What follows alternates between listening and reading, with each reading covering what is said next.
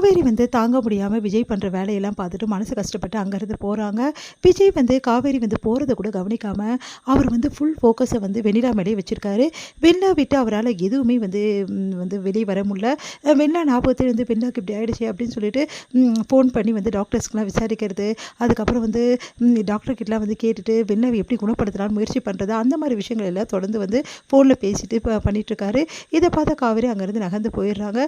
தாத்தா இது எல்லாத்தையுமே கவனிச்சிட்டு இருக்காரு. பாட்டிக்கிட்ட சொல்கிறாரு, வெண்ணிலாவை அழைச்சிட்டு உள்ளே போமா அப்படின்னு சொன்னோன்னே, என்னங்க அப்படின்னுட்டாங்க.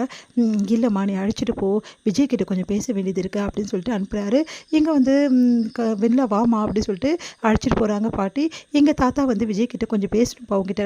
தாத்தா இங்கே பாருங்கள், முக்கியமான ஒரு டாக்டர் வந்து கிடச்சிருக்காரு, நான் அவர்கிட்ட எல்லாமே பேசிட்டேன் தாத்தா, இதுக்கப்புறம் எந்த பிரச்சனையும் இல்லை, எப்படியாவது வெண்ணிலாவை குணப்படுத்திடலாம்னு சொல்கிறாரு. ஏன்னா இவளுக்கு இப்போ தானே கொஞ்சம் நாளைக்கு முன்னாடி தானே ஆக்சிடென்ட் ஆயிருக்கு, அதனால் சீக்கிரமாக குணப்படுத்திடலாமா தாத்தா, எந்த பிரச்சனையும் இல்லையா அப்படின்னு சொல்லிட்டு இருக்காரு. கரெக்டாக ராகினி அப்போ வராங்க. ராகினி வந்து இதை பார்த்துட்டு, அதான் நாங்களே சொல்கிறோமே வெண்ணிலாவெல்லாம் ஈஸியாக குணப்படுத்திடலாம், அவளுக்கெல்லாம் எந்த பிரச்சனையுமே கிடையாது அப்படி சொல்லிட்டு இருக்காங்க.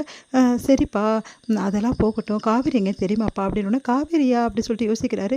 நீ காவேரியை கண்டுக்கினா தானேப்பா தெரிய போகுது அப்படின்னு சொன்னோன்னே, தாத்தா அது வந்து காவேரி எங்கப்பா, இல்லை தாத்தா இங்கே தான் இருந்தா அப்படி சொல்கிறாரு. இப்போ என்ன காவேரியை பற்றி, காவேரி இருந்தான்னா இல்லைன்னா அதான் வெண்ணிலா இருக்கால, அதுக்கப்புறம் என்ன, ராகினி உன் வேலை என்னமோ அதை பாருமா, தேவையில்லாத விஷயத்தில் ஏமா தலையிடுற அப்படின்றாரு. அதை கேட்டு ராகினி அப்படியே பார்த்து முறைக்கிறாங்க.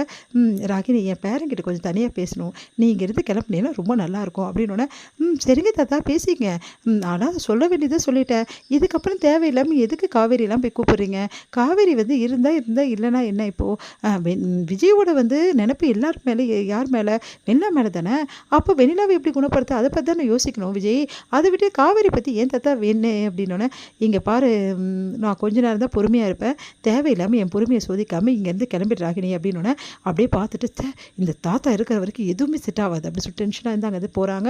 அடுத்து வந்து சொல்லுங்கள் தாத்தா என்ன விஷயம் அப்படின்னோடனே, காவேரி எங்கப்பா அப்படின்னோடனே, காவேரி இங்கே தானே தாத்தா இருந்தா, இல்லைன்னா உங்கள் அம்மா வீட்டில் இருப்பா, என்னப்பா அசால்ட்டாக சொல்கிற, காவேரி என்ன நிலைமையில் இருக்கா இப்போது, எப்படி இருப்பா அப்படின்னு யோசிக்கல நீ அப்படின்னோடனே, அப்படியே பார்க்குறாங்க. தாத்தா அது வந்து யோசிப்பா, இந்த மாதிரி ஒரு நிலைமையில ஒரு பொண்டாட்டியா அந்த பொண்ணோட நிலைமை என்ன, அவள் மனசு என்ன, எதை பற்றி யோசிக்காமல் நீ பாட்டுன்னு வெண்ணிலாவெல்லாம் சுற்றிட்டு இருக்க, என்னப்பா ஒன்றுமே புரியலையப்பா எனக்கு அப்படின்னோடனே, அது வந்து தாத்தா இல்லை தாத்தா வெண்ணிலாக்கு இப்படி ஆகிடுச்சு, வெண்ணிலாக்கு இப்படி ஆகிடுச்சுப்பா, நான் இல்லைன்னு சொல்லலை, வெண்ணிலாக்கு பாவம் தான் வெண்ணிலா, அவள் ரொம்ப கஷ்டப்பட்டுருக்கா, அவளுக்கு தேவையான உதவிகளை நம்ம செய்வோம், ஒன்றும் பிரச்சனை இல்லை, ஆனால் காவேரி நிலைமை என்ன, காவேரி என்ன நினச்சிட்ருக்கா அப்போ பற்றி யோசனை, காவேரி என்ன தாத்தா நினைக்க போகிறா, அவள் தானே கூட்டினு வந்து வெண்ணிலாவை விட்டா, அதை தான் யோசிக்கணும் விஜய் நீ, தாத்தா எனக்கு ஒன்றும் புரியல தா, உட்காருப்பா அப்படி சொல்லிட்டு உட்கார வைக்கிறாரு. இங்கே பாரு விஜய், இப்போ காவேரி வந்து நிலைமையில எப்படி இருப்பான்றது கொஞ்சம் யோசி, வேற ஒரு பொண்ணு தான் புருஷனோட ஆல்ரெடி விரும்பின ஒரு பொண்ணை கூட்டின்னு வந்து காவேரி விட்டுருக்கானா, அப்போ அவள் மனநிலை எப்படி இருக்கும், தன்னோட தான் புருஷன் அந்த பொண்ணு தான் விரும்புகிறாரா, அப்போது நம்ம விரும்பலையா அப்படின்னு சொல்லிட்டு அவருக்கு மனசில் இருக்குமா இருக்காதா, சொல்லு விஜய் அப்படின்னு அமைதியாக இருக்காரு. என்ன விஜய் வாயை திறக்கலை, இல்லை தாத்தா வெள்ளா இருக்கிற நிலைமையில தான்ப்பா இருக்கா, ஆனால் காவேரி இதோட மோசமான நிலைமையில இருக்கா, உனக்கு புரியுதா இல்லையா விஜய் நான் சொல்கிறது அப்படின்னு கம்முன்னு கேட்குறாரு.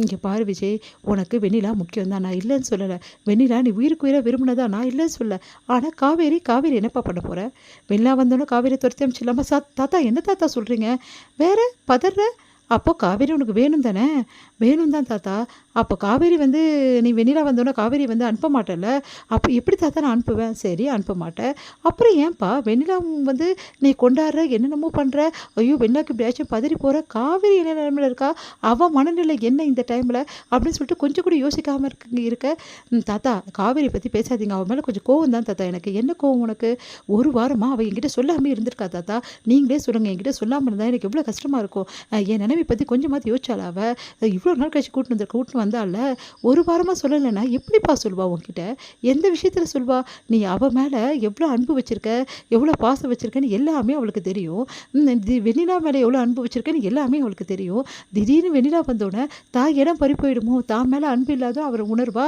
அந்த நிலைமை தான் இப்போ உடனே கொடுத்துட்டல காவேரிக்கு இன்னொன்று அதிர்ச்சடியில், நீங்கள் என்ன தாத்தா சொல்கிறீங்க, சொல்கிறது புரியுதா இல்லை உனக்குன்னு எனக்கு தெரியல அப்படின்னு, புரியுது தாத்தா, இங்கே பாரு விஜய், உன் லைஃப்பில் காவேரி தான் உனக்கு எல்லாமே, உன் பொண்டாட்டி காவேரி தான், நீ வெண்ணிலாவை விரும்பியிருக்கலாம், அவருக்கு தேவையான உதவிகள் எல்லாமே பண்ணி அவளை வந்து பழைய நிலைமை காக்க தப்பு கிடையாது, ஆனால் காவேரி எக்காரணம் கூட நீ விடக்கூடாது, காவேரி கிட்ட போய் சகஜமாக பேச ஆரம்பி அப்படின்னு யோசிக்கிறாரு விஜய். இதோட முடியும்.